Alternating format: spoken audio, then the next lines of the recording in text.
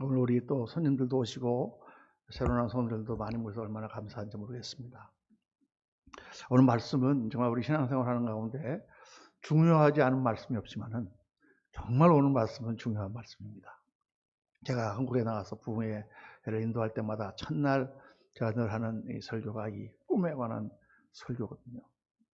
하나님께서 어떻게 하나님의 뜻을 이 땅에 이루어 가시는가. 도대체 성경에서 하나님께서 하고자 하는 일이 무엇인가? 그럼 하나님께서 뭘 하시려고 지금 이 모든 일을 운행하고 계시죠? 하나님께서 하시는 일의 목적을 한마디로 딱 말한다면 하나님 나라, 천국입니다. 하나님 나라를 이루시는 일을 하나님 하세요. 그래서 인간을 창조하시고 나서 그 사람에게 말씀하시죠. 생육하고 번성하여 온 땅에 충만하라. 생육하고 번성하여 온 땅에 충만하라. 생육하고 번성하여 온 땅에 충만한 사람들이 퍼져서 그들이 하나님 나라를 이루는 것을 하나님 원하시는 것입니다. 하나님 나라는 온 성도들이, 온 사람들이 다 하나님을 섬기고 하나님을 사랑하며 또 성도들 간에 사랑하는 그런 나라를 말씀하는 거예요. 그래서 하나님이 이 우주를 창조하신 목적이 하나님 나라입니다. 태초에 하나님이 천지를 창조하시니라 하고 하나님이 천지를 창조하시고 쭉 성경이 흘러가서 요한계시록 22장 21절 말씀에 주여 어서 오시옵소서 아멘으로 말씀이 끝나잖아요. 그 22장에는 하나님 나라의 모습이 그려져 있는 것입니다. 그게 성경 전체의 내용이다 이렇게 볼 수 있죠. 그래서 모든 사람은 예수님을 믿건 믿지 않건 간에 뭐를 추구한다? 하나님 나라를 추구하며 삽니다. 예수를 믿지 않는 사람도 뭔가 돈을 많이 벌어서 편안하고 잘 먹고 잘 살면 뭐가 이루어지는 것 같아요? 하나님 나라가 이루어지는 것 같은 거예요. 그래서 헛된 것을 구하면서 그게 하나님 나라를 이루어지는 줄 알고 사는 거예요. 안 믿는 사람도. 사람은 본능적으로 하나님 나라를 추구해요. 강도도 가서 도둑질을 해가지고 그 돈으로 뭘 하려고? 자기가 좋아하는 사람이랑 저기 어디 저 섭외 가가지고 하나님 나라 같은 걸 이루고 살려고 하는 거예요. 그래서 하나님이 하나님 나라를 꿈꾸시고 이루셨기 때문에 모든 사람의 마음에는 하나님 나라를 향한 꿈이 있을 수밖에 없게 돼 있다. 그게 성경 말씀입니다. 그런데 그 하나님 나라를 중요한 게 바로 여기인데 하나님이 어떻게 이루시느냐.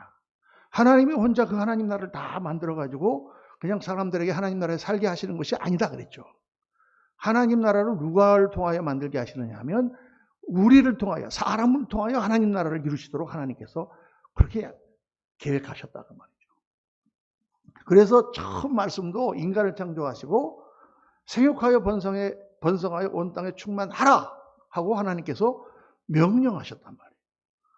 하나님이 그냥 생육하고 번성하게 다 만들어 놓으시지 않고 아담 한 명을 창조하시고 그 한 명에서부터 떼어내서 또 한 여자를 만드신 다음 그 둘에게 명령하셨어요. 생육하고 번성하여 온 땅에 충만하라. 그러니까 누가 생육하고 번성하게 해야 돼요? 아담과 하와가 그렇게 해야 된단 말이에요.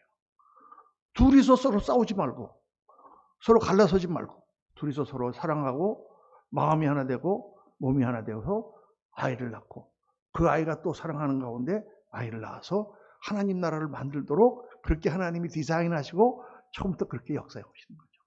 그래서 우리가 성경에서 굉장히 중요한 사실을 발견하는데 하나는 하나님 나라는 그런 씨의 역사다 하는 것과 또 하나는 그 씨를 심고 하는 모든 걸 하나님 우리에게 맡기셨다.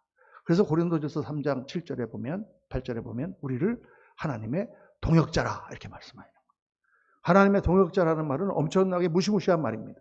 하나님께서 이 온 우주를 다 지으시고 홀로 모든 것을 주관하시는데 그런데 하나님 나라를 이루는 일만큼은 하나님께서 혼자 하지 아니하시고 사람에게 맡겨서 하도록 하시고 하나님과 사람이 동역하도록 하셨어요. 이게 굉장히 중요합니다. 그래서 우리가 하나님 앞에 믿음으로 말씀을 순종하고 하나님과 더불어 같이 가지 아니하면 절대로 우리 안에 하나님 나라가 이루어지지 않습니다. 그냥 하나님께서 무조건 만들어주시는 것이 아니에요. 그냥 우리가 하나님 믿고 갑니다. 그러면 무조건 저절로 그냥 우리가 하나님 나라가 되고 우리 가정이 화목되고 내 인격이 변화되는 게 아니에요. 하나님 주신 말씀을 따라서 그 말씀을 내가 순종하고 그 말씀을 따라서 내가 나 자신을 굴복시키고 믿음으로 나가지 않으면 절대 그런 나라가 세워지지 않는다고 말이에요. 제가 여러 번 말씀드렸잖아요. 가나안 땅을 하나님 주셨는데 내가 이 땅을 너에게 주었노라. 이스라엘 백성들에게. 그 땅이 어떤 땅이었습니까? 빈 땅이었습니까? 아니에요. 그 땅은 이미 가나안 육족속과 블레셋 족속이 버티고 있는 그런 남의 땅이에요. 그런데 하나님이 내가 이 땅을 너에게 주었노라. 말씀을 믿고 그 말씀을 믿고 쳐들어가서 뺏어야 되는 땅이다. 오늘 이 말씀이 왜 중요하냐? 우리가 하나님 나라를 세우는 방법을 여러분 알아야 되는 거예요. 그냥 예수 믿고 그냥 교회 나온다고 저절로 우리 안에 하나님 나라가 이루어지고 우리의 삶 속에 하나님 나라의 사역을 감당할 수 있는 게 아니다 그 말이에요. 하나님 나라를 우리를 통하여 세우신다는 사실을 깨달아야 돼요. 나를 통하여 나의 인격을 변화시키시고 나를 통하여 내가 순종하는 것에 따라서 우리 가정을 변화시키시고 나를 통하여 교회를 하나님 세우시고 나를 통하여 땅끝까지 복음을 전파하며 하나님 나라를 전파하는 일을 하나님이 하신다. 중요한 건 내가 하나님 말씀 어떻게 받고 어떻게 변화되느냐다. 그래야만 하나님 나라가 이루어진다. 이게 굉장히 중요한 거죠. 그래서 하나님은 하나님 역사를 쭉 이끌어가시는 가운데 하나님 나라를 구체적으로 세우실 그런 모든 일을 세우시고 한 사람을 택하셨어요. 누구요? 아브라함을 택하셨어요. 아브라함이라고는 아주 힘없는 유목민 족장을 택하셨어요. 그 당시에 세계적으로 메소포타미아나 이집트나 히타이트나 큰 제국들이 많이 있었는데 하나님은 아브라함이라고 하는 가난한 유목민 족장 한 명을 택하셨어요. 그리고 그와 관계를 맺으시고 그에게 믿음을 주시고 너는 내가 너에게 지시하는 땅으로 가라. 거기서부터 하나님의 역사가 시작되는 거예요. 그리고 하나님이 약속하셨습니다. 내가 너로 큰 민족을 이루고 내 이름을 높이 세우고 너로 복의 근원이 되게 하리라. 제가 지지난주에 말씀 나눴죠. 그렇게 하나님께서 약속을 하셨어요. 그렇게 언약을 하고 그 언약을 또 이루게 하나님은 또 그를 만나시고 또 그의 역사하시고 그러는 가운데 오늘 15장에 딱 들어오니까 하나님은 아브라함에게 이 놀라운 그림을 보여주시는 것입니다. 그게 바로 밤하늘의 꿈이에요. 어느 날 아브라함이 장막 안에 자고 있는데 하나님께서 아브라함을 보내셨어요. 아브라함아, 나와봐. 아브라함이 나가니까 밤하늘을 보여주셨어요. 그 밤하늘에 가득한 별을 보여주셨어요. 여러분, 그런 밤하늘을 보신 적 있습니까? 저는 딱 한 번 봤어요, 평생. 이게 우리가 밤하늘을 봐도 별이 잘 보이지 않아요. 요즘은 다 이렇게 빛이 많고 그렇기 때문에 별이 잘 보이질 않아요. 그래서 맑은 날이 그렇게 많이 없고. 근데 제가 대학교 1학년 때, 그때가 딱 지금으로부터 50년 전입니다. 1972년도. 그때 우리 선배 한 분이라고 그분이랑 나랑 둘이서 파로로 낚시를 갔었어요. 그래서 이제 둘이서 1박 2일로 2박 3일인가 낚시하러 가가지고 춘천에서부터 그 당시에는 이제 길이 좁아가지고 막 꼬불꼬불 먼지길을 가가지고 화천댐 있는 데 내려서 거기서 이제 배를 타고 양무로 들어가갖고 그 파로호에서 낚시를 하는데 그때만 지금도 그렇지만 파로호는 청정구역이에요. 거기서 이제 잉어 낚시를 하는데 그때 이제 중간에다가 우리는 이제 내려가지고 텐트를 치고 거기 자면서 거기서 이제 낚시를 하는 것입니다. 자다가 이제 너무 텐트라서 불편해갖고 이제 밖으로 제가 나왔어요.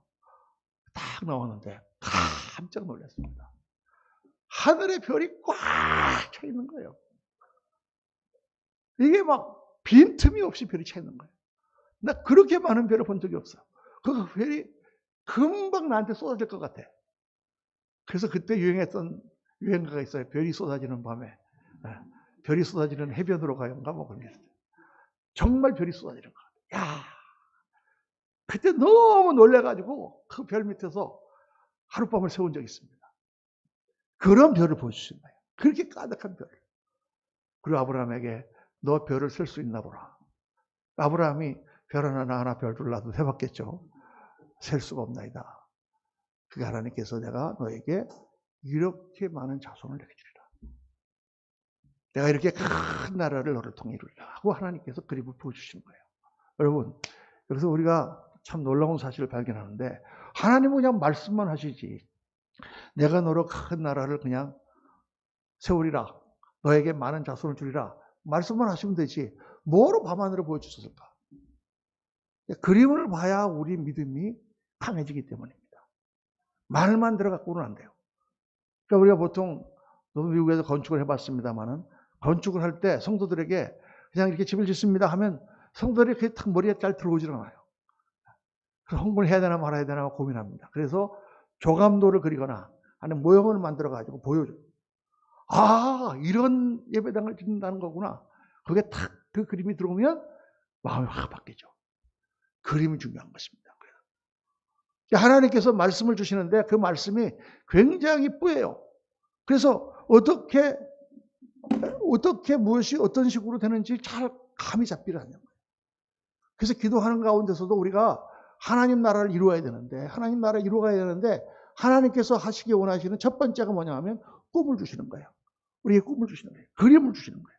그래서 여러분, 하나님 나라를 이루는 방법의 첫 번째가 꿈이에요. 어떤 그림을 받아야 돼요. 내가 그냥 막연하게 내가 그냥 이렇게 돈 많이 벌어서 잘 먹고 잘 살겠다. 이게 아니라 내가 어떤 사람이 돼서 어떻게 하나님 앞에 성공을 하면 어떤 식으로 하나님을 섬기겠다 하는 그런 구체적인 꿈이 나한테 있으면 훨씬 더 하나님 역사 우리한테 잘 이루어져요. 여러 분야에 여러분 꿈을 꿔야 돼요. 하나님께서 주신 그 모든 그 약속의 말씀들은 때로는 우리가 생각할 때 전혀 이루어질 수 없는 것 같은 황당한 경우도 많습니다. 여러분. 지금 아브라함과 같은 그런 처지에 있는 아들 하나도 제대로 없는데 그 아브라함에게 지금 하늘의 별보다 더 많은 자손을 주시겠다니 아브라함이 하도 기가 막혀가지고 하나님 여기 있는 내 엘리에셀이라도 잘 해가지고 내가 그렇게 내가 키우기를 원합니다. 엘리에셀만이라도 양자라도 삼아가지고 내가 그냥 키우지. 지금 자식이 없는데 자꾸 그렇게 말씀하시면 이렇게 말할 정도로 아브라함에게 가능성이 없는 것이었는데 하나님께서는 꿈을 보여주시는 거죠. 이 이야기가 믿음의 스토리에 제일 처음에 나온 이유가 뭐냐? 거기서부터 우리들의 하나님 나라를 이루는 것이 시작되기 때문입니다. 그래서 여러분 꿈을 가져야 됩니다. 꿈을 가져야 돼요. 항상 모든 것은 꿈으로부터 시작되는 거예요. 이 세상 일도 마찬가지거든요. 제가 건축 전공하지 않았습니까? 건축가가 하는 일이 뭐예요? 어떤 사람이 와갖고 황무지가 있는데 황무지에다가 언덕에다가 집을 하나 지어달라고 그래요. 거기는 아무것도 없어요. 근데 건축가가 와서 거기를 돌아보고 나름대로 머리에 어떻게 이렇게 해서 이런 집을 지어야 되겠다 이렇게 생각을 하는 거예요. 머릿속에 꿈을 꾸죠. 그림을 그립니다. 그 그림을 그리고 나면 그 그림을 도면으로 옮겨갖고 그것을 업자한테 주면 업자가 뚝딱뚝딱 하더니 몇 달 지나니까 거기 집이 있었어. 지나가던 사람이 딱 보고 저기 아무것도 없었는데 저기 집이 하나 섰네. 그 집이 처음에 어디 있었습니까? 처음에 어디 있었죠? 건축가의 머리 안에 있었다고 말이에요. 그 건축가의 머리 안에 있던 것이 그것이 현실이 돼서 집으로 나타나는 거예요. 세상 일들도 다 그렇게 되는 거예요. 세상의 일들도 다 그렇게 되는 거예요. 라이트 형제라는 그런 미국의 그 형제가 하늘을 날아보겠다고 하는 꿈을 가졌어요. 그동안 많은 사람들이 글라이더를 갖고 날랐지만 거기다 기계를 해가지고 한번 날아보겠다. 그렇게 해갖고 시작이 된 거예요. 다른 사람들이 다 미쳤다고 그러겠지. 저거 무슨 하늘을 어떻게 나른단 말이야. 근데 애들은 실패하는 가운데 처음으로 하늘을 날게 됐어요. 이게 얼마나 날았는지 아십니까? 100m를 날았어요. 100m. 100m면 축구장 하나의 크기 정도 되는 거예요. 날아갔는데 막 펄쩍펄쩍 뛰고 좋아했어요. 야, 우리가 하늘 날았다. 100m를 날아놓고 거기서부터 시작된 것입니다. 지금 미국에 갈 때도 그냥 타면은 그 400명, 500명이 탄 비행기가 샥 떠가지고 지구 반바퀴를 날아가는 거예요. 야, 놀랍지 않습니까, 여러분? 세상의 일들도 어디서 시작하느냐? 꿈에서부터 시작하는 거예요. 그럼 하나님 나라의 일, 하나님 나라를 세우는 일은 어떻게 일어나느냐? 꿈에서부터 시작되는 거예요. 그러니까 여러분들이 하나님을 믿으면서 꿈을 꿔야 돼요. 가정적으로 무너진 것을 꿈을 꾸고 회복시켜야 돼요. 자녀들을 키우면서 그냥 키우지 말고 꿈을 가지고 그 자녀들을 키우고 사업을 할 때도 꿈을 가지고 사업을 해야 돼요. 그런 일들을 통하여 하나님께서 그대로 이루어주신다고 말이죠. 오늘 우리 미국에서 딸이 와서 앉아서 예배를 좀 참석하고 있는데 제가 이거 예화를 들어야 되느냐 말아야 되느냐 고민을 많이 했습니다만 딸 셋이 있거든요. 딸 셋이 있는데 큰 딸은 어렸을 때부터 똑똑했어요. 너무 이게 천재가 아닌가 이렇게. 첫 딸은 항상 그렇게 착각들 하더라고요, 부모가. 둘째 딸은 또 굉장히 예뻤어요. 얘가 이쁜인데 셋째가 났는데 이 셋째가 좀 이상한 애가 태어났어요. 울퉁불퉁하게 생긴 것도. 그러다가 또 이게 얘를 낳기 전에 이 집사람이 임신을 하기 전에 그때 마침 교회에서 부흥회가 열렸는데 목사님이 새벽에 안수를 해주셨거든요. 쭉 안수를 해주시는데 뭐 안수는 그때 처음 이제 예수 믿는 지 얼마 안 돼가지고 도대체 안수하면서 목사님이 뭐라고 그러나 하고 귀를 이렇게 기울여갖고 보더니 믿음대로 될지어다. 뭐 기도를 응답받을지어다. 뭐 그러더라고. 그래서 저런 소리 같으면 나도 하겠다. 돈 많이 벌면 부자가 될지어다. 공부를 열심히 해서 성적이 좋을지어다. 뭐 그런 말 누가 못하겠어요? 그런데 내 머리에는 딱 손을 얹더니 아들을 볼지어다. 아멘. 그들이 가시더라고. 근데 내가 딸만 둘 있는 거 어떻게 하셨지? 그래서 저는 근데 집에 갔더니 집사람이 몸이 좀 이상하다 그랬더니 병원에 가서 검사를 해보니까 윤신이 했다는 거예요. 그래 그 아이가 아들이겠습니까 딸이겠습니까? 100% 아들이지. 이거 뭐 안 믿을 수가 없는 거예요. 그래서 우리가 뭐 아들인 거를 그 당시 이제 미국에서 유학할 때니까 병원도 제대로 가보지 못하고 그러니까 검사도 안 받았고 그냥 아들인 줄 믿었어요. 그리고 이름도 요셉이라고 다 지어놨습니다. 그리고 이제 또 미국에서는 베이비 샤워라는 게 있거든요. 결혼하기 전에 이제 출산하기 한 달 전에 선물을 막 갖다 주는데 전부 파란색만 들어왔어요. 우리 교인들도 조금도 의심하지 않았습니다. 근데 병원에 가서 아기를 낳는 딜리버리 룸에 딱 들어갔는데 의사가 아이를 딱 봤더니 프리리 걸 그러는 거예요. 걸? 내가 소리를 확 이렇게 높였나 봐요. 그랬더니 의사가 깜짝 놀래가지고 I'm sorry. 의사가 소리할 게 뭐 있어요. 그래서 it's okay. 내가 괜찮다래. 아니 이게 누가 쏘리 뭐 미안하다고 할 얘기가 아니잖아요. 그러니까 의사 생각에 동양인이라서 아들을 원했는데 저 사람이 저런가 보다 이렇게 생각한 것 같은데 아들을 원한 게 아니고 아들인 줄로 믿었기 때문에 깜짝 놀랐어요. 그래서 제가 그 다음에 신학교를 들어갔는데 그것 때문에 굉장히 고민을 많이 했습니다. 이거 어떻게 분명히 예언을 받았는데 그 목사님은 내가 모르는 목사님이거든요. 근데 분명히 아들을 볼지어다 그랬는데 왜 딸이 나왔냐고. 하나님의 예언이 틀리잖아요. 그래서 신학교에서 다 기도하는데 1년 만에 하나님이 다 가르쳐 줬어요. 뭐냐? 예언을 다 믿지 말고 말씀만 믿어라. 할렐루야. 그게 아주 굉장히 중요한 가르침이 있어요. 그래서 그때부터 제가 말씀을 중심으로 한 그런 게 사역자 된 것 같아요. 말씀 중심으로. 그래서 이제 그 예언이 틀렸는데 근데 한 가지 이상한 거는 이 애가 굉장히 남자애같이 잘하는 거예요. 성격도 남자애고 그냥 노는 것도 남자애고 뭐 어디 가서 이렇게 자전거 타다가 뒤꿈치가 확 찢겨갖고 막 그러는데도 울지도 않아. 애가 얼마나 남자 같은지 고집도 얼마나 센지 아빠한테 아무 뚫게 맞아도 뭐 그냥 끄떡없고 약간 이상하게 남자 같은데 이제 문제는 막 잘할 때 이게 막 잘하다 보니까 막 생긴 게 울퉁불퉁하잖아요. 그러니까 아침마다 그냥 머리를 빗어주면 아무리 머리를 빗어도 언니들처럼 안 되는 거야. 짜증이 막 내는 거예요. 자기 머리가 잘못해서 그런 게 아니라 원래 이렇게 생긴 걸 어떻게 라고 애가 점점 삐뚤어지는 것 같으니까 어느 날 때 우리가 이거 어떻게 하냐 그러는데 집사람이 교회를 갔다 오더니 딱 그러는 거야 저한테. 자기가 기도 가운데 응답을 받았대. 그래서 뭐냐 그랬더니 지금부터는 자기가 딸을 귀염둥이라고 부르겠다는 거예요. 별로 안 귀여운데 귀염둥이라고 부르겠다. 그래서 그때부터 이제 그렇게 부르기 시작했어요. 귀염둥이야 일어나라. 안 일어나죠. 발로 차면서 귀염둥이야 일어나라. 그러면 내가 무슨 귀염둥이야. 그러면서 아니. 그래서 계속 부르는 거예요. 귀염둥이야 밥 먹어라. 귀염둥이야. 처음에 그랬더니 한 달, 두 달 지나니까 귀염둥이야. 그러면 그리고 와. 여러분 놀라운 것은 1년이 지나고 2년이 지나면서 걔가 점점 귀여워지기 시작하는 거예요. 놀랍습니다. 점점 키도 크고 예뻐지고 점점 공부도 잘하고. 그래가지고 여러분 참 지금은 너무 잘 됐어요. 내가 너무 다 이렇게 하면 자랑 같아갖고 얘기를 잘 안 하겠지만 하나님께서 정말 제가 자녀를 가지신 분들을 위해서 꼭 이 말씀 드리는데 아이들을 향한 꿈을 가지시고 늘 그걸 놓고 기도하시면서 그 꿈을 그림을 그리세요. 그 그림대로 되는 역사가 일어나는 줄로 믿습니다. 그럼 목회를 하는 가운데서 계속 하나님께서 주신 그림을 그려요. 우리 성도님들의 가정을 놓고 그 가정에 여러 가지 문제가 복잡한 문제가 있습니다. 남편과 아내 사이에 자녀들의 문제가 있고 다 그걸 어떻게 하나님 앞에 일일이 말하겠어요. 그럼 제가 기도할 때 그 자녀들의 그 모든 거에 대한 그 다 그림을 그립니다. 그리고 하나님 앞에 그 그림을 올려드려요. 그 그림을 올려드리면 정말 우리 성도님들의 가정들이 그렇게 변화되는 역사가 일어나요. 꿈으로부터 시작한다.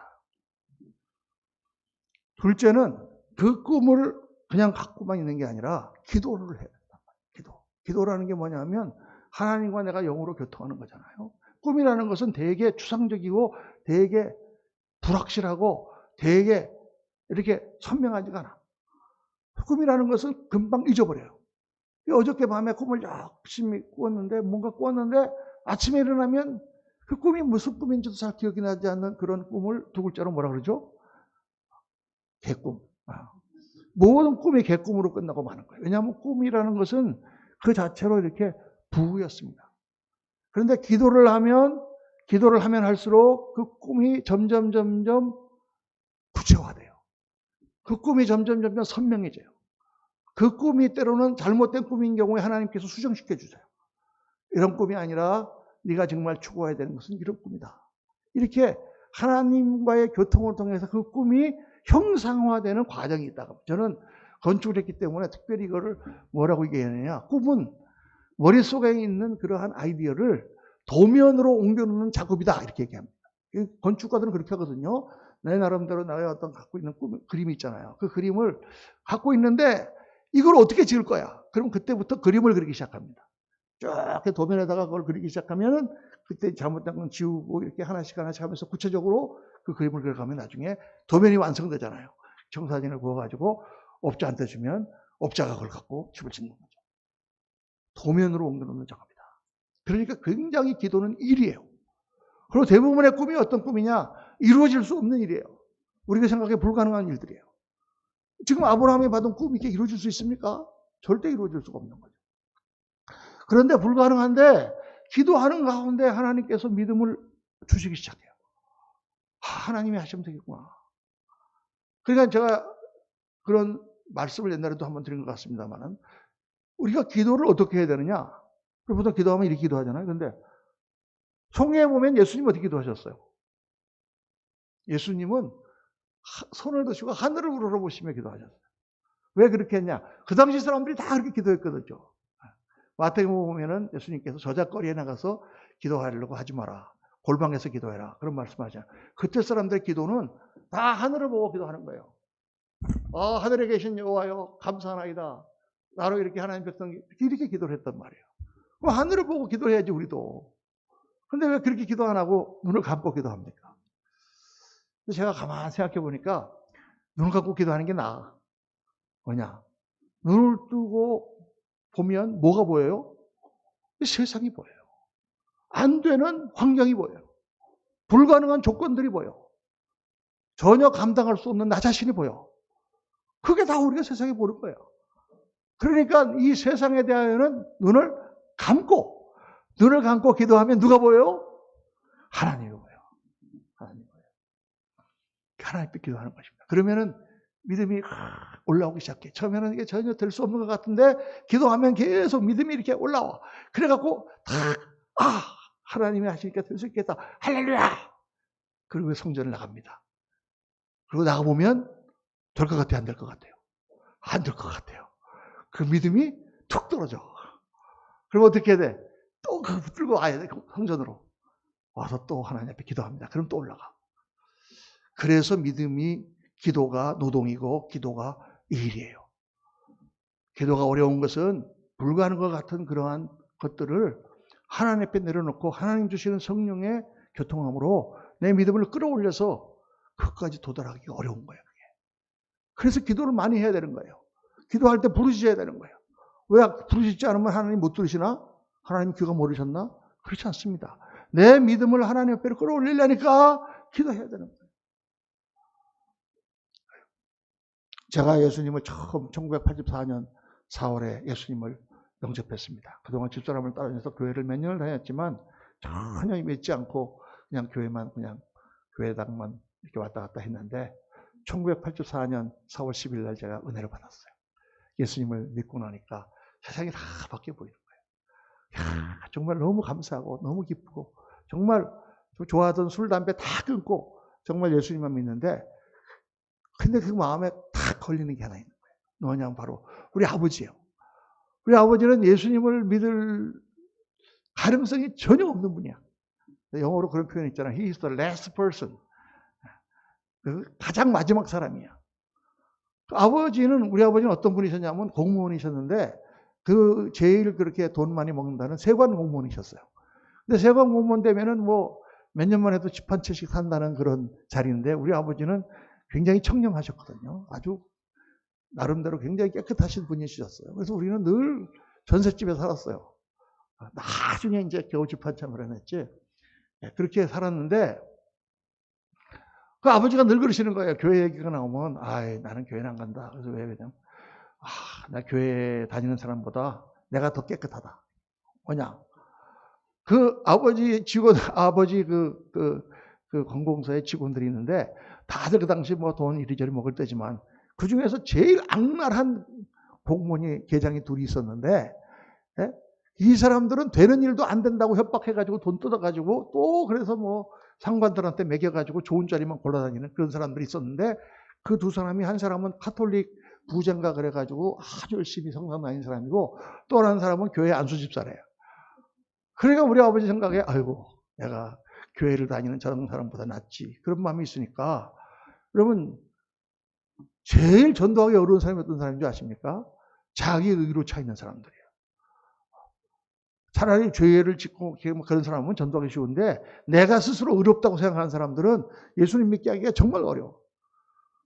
우리 아버지가 그런 걸 내가 아니까 그래가지고 그냥 도대체 기도를 해도 기도가 안 되는 거예요. 근데 어느 날 목사님이 말씀하시는데 기도가 응답되는 장면을 그림을 그리면서 꿈을 꾸면서 기도하라고 하시는 거예요. 그래서 내가 그래 나도 그렇게 해야 되겠다 그래가지고 결심을 했어요. 오늘부터 내가 기도 응답될 때까지 매일 저녁 8시에 내가 교회 나가서 기도하겠다. 그래가지고 이제 8시 아무도 없을 때 교회 나가가지고 쫙 그러면서 이제 막 2시간씩 기도를 했어요. 아버지를 위해서. 근데 아무리 상상을 하려고 해도 상상이 안 되는 거예요. 아버지가 예수님을 믿는다고 교회를 다닌다는 게 상상이 안 되는 거예요. 그래가지고 첫날 기도하는데 막 기도가 얼마나 힘든지 몰라요. 둘째 날 가서 또 기도했는데 또 상상이 안 돼. 셋째 날 정말 힘든데 안 돼. 이게 그만둘까 하다가 넷째 날 또 갔어요. 넷째 날 가서도 그날도 이제 찬송하고 하나님 앞에 기도를 주여 하면서 계속 기도하고 있는데 갑자기 머릿속에 어떤 생각이 드냐면 하나님이 하시면 못하겠느냐. 이 쉬운 생각이 다 그때 귀에 들어요. 하나님이 하시면 못하겠느냐. 그렇지 내 생각으로서는 전혀 가능성이 없는 일이지만 나 같은 사람도 변화시켜서 하나님 예수 믿게 하셨는데 하나님이 하시면 못하겠느냐. 아멘. 하나님 하실 수 있습니다. 그리고 이제 막 기도를 하는데 그때 하나님께서 그림을 하나를 보여주시는 거예요. 기도 가운데. 그게 무슨 그림이냐. 우리 아버지가 이 강단 앞에 나와서 무릎을 꿇고 성경책을 앞에 놓고 딱 기도하는 장면이 딱 떠오르는 거예요. 이게 막 하나님이 막 주신 그림인데 나 울고 불고 감사하면서 기도를 했죠.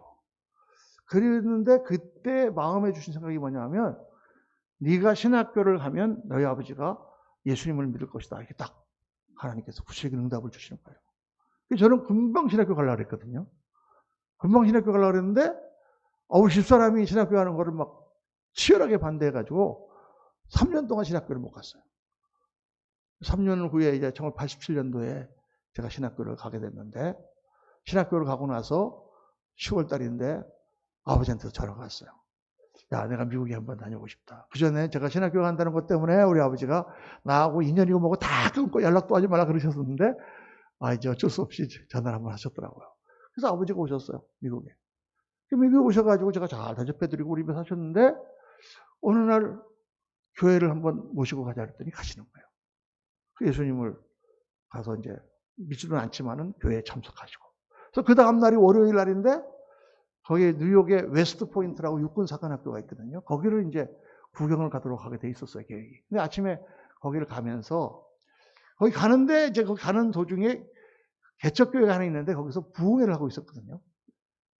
그런데 그 부흥회 강사님이 제가 은혜 받았던 목사님이에요.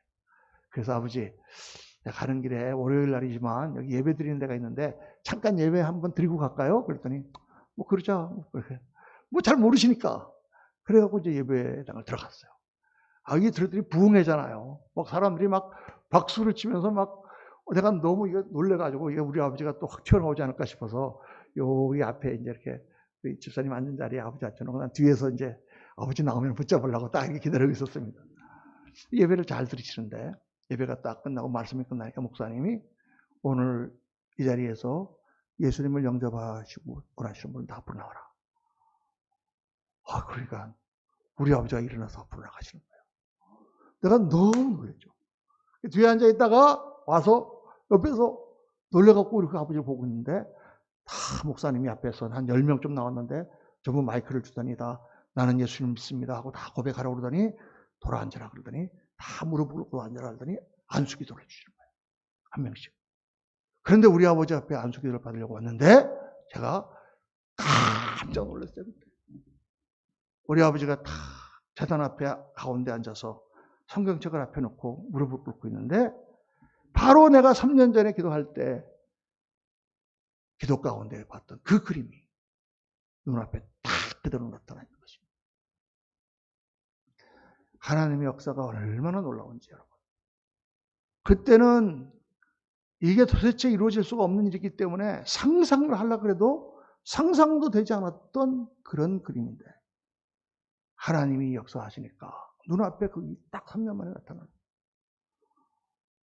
그날 우리 아버지가 예수님을 영접하고 한국에 들어오셔서 소망교회에서 세례 받으시고 그리고 집사님 되시고 나중에 또 다른 장로교회에서 안수 집사님 되시고 그렇게 신앙생활하고 기도로 저를 밀어주시다가 하늘나라 가셨습니다.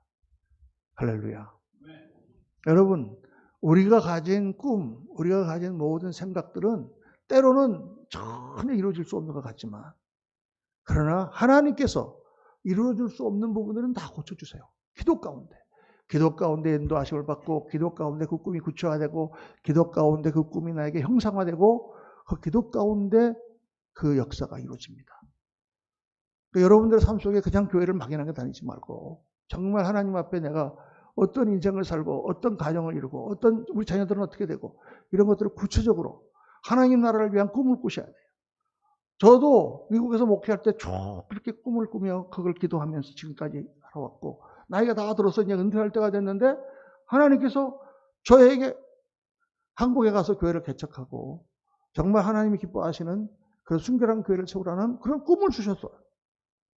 정말 다른 우리 동료 목사님들이 아니 그 나이에 무슨 개척이냐.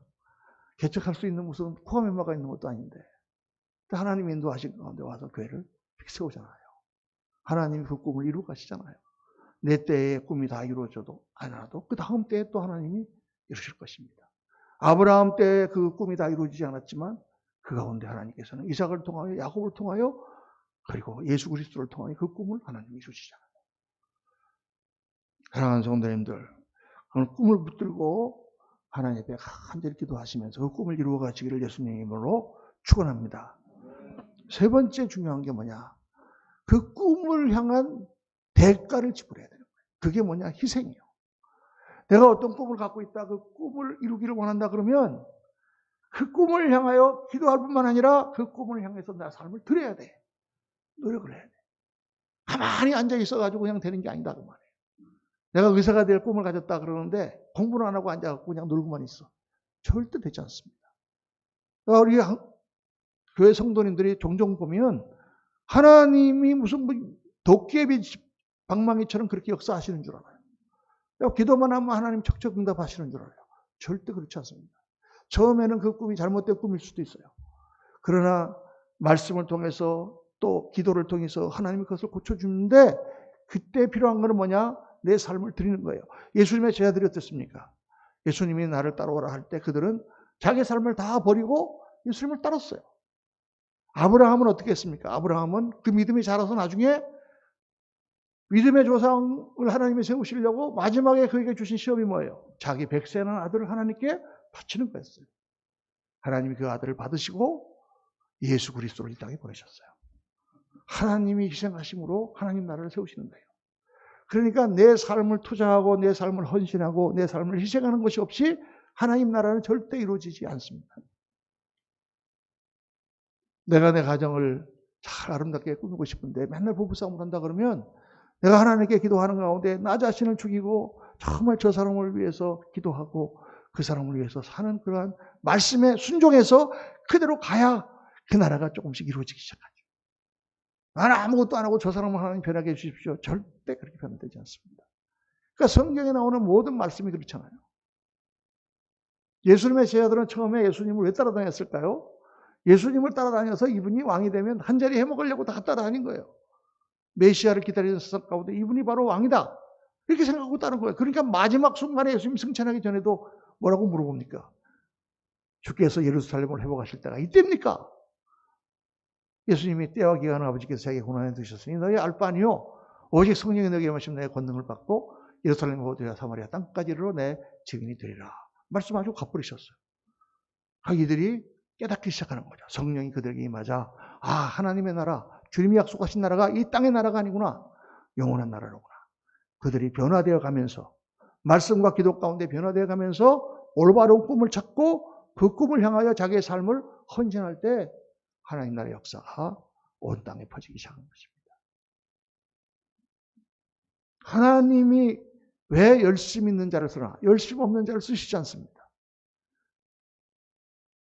하나님 스스로를 계시하실 때 나는 아브라함의 하나님, 이삭의 하나님, 야곱의 하나님이라. 그 말씀에 조금 거부감을 느끼시는 분들이 있더라고요. 옛날에 보니까. 아브라함의 하나님, 이삭의 하나님까지는 괜찮은데 야곱까지 왜? 야곱은 내가 보니까 별로 그렇게 좋은 피규어가 아니야. 야곱은. 그렇죠? 야곱은 속이고 야곱은 자기 욕심만 채리는 그런 스타일이고 그런데 왜 야곱의 하나님이라고 하나님이 강조하셨어요? 차라리 요셉의 하나님이라고 그러시지. 여러분 왜 야곱이 여기 들어간 줄 아십니까? 아브라함의 비전, 이삭의 순종, 그리고 야곱의 열정입니다. 야곱은 우리가 볼 때 세상적으로 볼 때 참 굉장히 이기주의적인 사람 같이 보이지만 야곱은 뭐가 있느냐? 열정의 사나이에요. 그 사람은. 그 장자권, 그 눈에 보이지도 않는 거 뺏으려고 형한테 막 팥죽도 써먹이고 아버지 속여가지고 가서 안수도 받고 목숨 걸고 하는 거예요. 그래갖고 쫓겨가지고 삼촌 집에 가잖아요. 가니까 삼촌 밑에 너무 예쁜 딸이 둘이 있어요. 그 중에서 라헬을 사랑하잖아요. 그러니까 라헬을 나한테 주세요. 삼촌 너 나를 위해서 7년을 일해라. 7년을 머슴살이 하면서 한 여자를 위해서 일해요. 그런데 어떻게 됐어요? 결혼할 때 싹 삼촌이 바꿔치기 하죠. 이 여자가 아닌데. 그러니까 또 삼촌이 뭐라고 그래? 너 7년을 더 일해주면 내가 둘째서 너에게 줄게. 그러니까 또 7년이 돼요. 한 여자를 위해서 14년간 머슴살이 쉬운가? 야곱은 열정의 사람이에요. 하나님의 일은요. 하나님 주신 비전, 이삭과 같은 순종, 그 야곱과 같은 열정을 하나님은 원하시는 것입니다. 그래서 다 성경에 나오는 하나님의 사람들은 열심 있는 사람. 이사야서 9장에 보면 주님이 말씀하십니다. 만군의 여호와의 열심히 일을 이루시리라. 하나님이 열심이신 분이에요. 하나님이 인간을 창조하시고 인간을 바꾸시기 위하여 하나님 나라를 만드시기 위하여 열심히 일을 하고 계세요. 그 아들 예수 그리스도께서 오셔서 자기의 몸을 다 내주셔서 십자가에 다심으로 모든 사람들의 죄를 다 떠안는 그 열심이에요. 여러분 하나님 나라를 위하여 여러분이 십자가에 달리겠습니까? 내 몸을 찢어 발기겠습니까? 하나님이 그러신 분입니다. 하나님이 열심히 쓰신 분이기 때문에 그 제자들도 그 백성도 그 일꾼도 열심히 있는 자를 쓰세요. 제가 이 예화를 하고 마치려고 그러는데 너무 재밌는 예화라서 여러분 뻥튀기기가 있잖아요. 우리가 열심히 하나님 앞에 수고하지만 씨를 심지만 씨를 심는다고 해서 그만큼만 나오면은 세상 사람들하고 똑같잖아요. 근데 하나님은 100배 1000배로 갚아주시는 분입니다. 갈라디아서에 하나님을 만으로 여기지 말라. 무엇이든지 심은 대로 거두리라. 근데 세상에서는 요거 하나 심으면 하나 나오고 요거 하나 심으면 또 하나 나오지만 하나님 역사는 하나를 심었는데 하나님께서 열을 거두게 해주시고 30배, 160배, 100배 결실을 거두시게 해주세요. 할렐루야. 있습니까? 정말 조그만 헌신을 드렸는데 말도 못하는 하나님의 축복을 갚아주세요. 근데 여기서 중요한 사실이 하나 있단 말이에요. 제가 옛날에 뻥튀기 기계 있잖아요. 옛날에는 그 뻥튀기 기계를 갖고 다녔거든, 마을마다. 그러면 이제 꼬만 기계인데 그 안에다가 뭐 동네에서 애들이 갖고 오면은 뭐 쌀을 요만큼 집어넣고 뺑뺑뺑 돌리다가 불 떼고 돌리다가 푸쉬 해갖고 뻥 하면 한 자루가 나오잖아요. 강냉이 요만큼 갖다가 집어넣고 또 뺑뺑뺑 돌리다가 또 뻥 하면 한 자루가 나오잖아요. 너무 신기해서 제가 어렸을 때 그 장사만 오면 거기 가서 그냥 하루 종일 앉아 있었어요. 너무 재밌잖아요. 하나님 역사는 그와 같아요. 요만큼 심었는데 하나님은 이만큼 갚아주세요. 놀랍죠? 그런데 여기 중요한 사실이 하나 있습니다. 그거 뭐냐? 아무리 뻥튀기 사람이 신기하게 그걸 만들어도 아무것도 안 넣고 돌리면 아무것도 안 나온다. 아무것도 안 넣고 하루 종일 돌려보세요. 뭐가 나오나? 아무것도 안 나오나. 내가 하나님께 이 꿈과 하나님께 기도하여 주께서 주시는 말씀을 따라서 하나님께 드리는 열심, 크게 들어가야, 내 피와 땀과 눈물이 들어가야, 그래서 하나님의 결실이 나오는데 상상도 할 수 없는 축복과 은혜가 쏟아부어지는 것입니다. 오늘 이 말씀을 여러분 잘 기억하시기 바랍니다. 여러분의 인생을 바꿀 수 있는 그런 중요한 말씀이죠. 그냥 막연하게 예수 믿고 교회 다니지 말고 정말 앞으로 나의 인생이 어떻게 되기를 원하는가, 나의 인격이 어떻게 변하기를 원하는가. 저도 매일 목사로서 거울을 보면서 기도합니다. 하나님, 이런 목사가 되게 해주옵소서. 이런 사람이 되게 해주옵소서. 이런 걸 고칠 수 있도록 도와주옵소서. 그 그림을 그리면서 우리도 하나씩 변화되어 가는 거죠. 꿈을 꾸어야 됩니다. 그리고 꿈을 놓고 기도해야 됩니다. 그분의 가정과 자녀들과 내가 하는 모든 일들 가운데 하나님 역사해 주시기를, 그리고 나의 삶을 거기에 희생으로 집어넣어야 됩니다.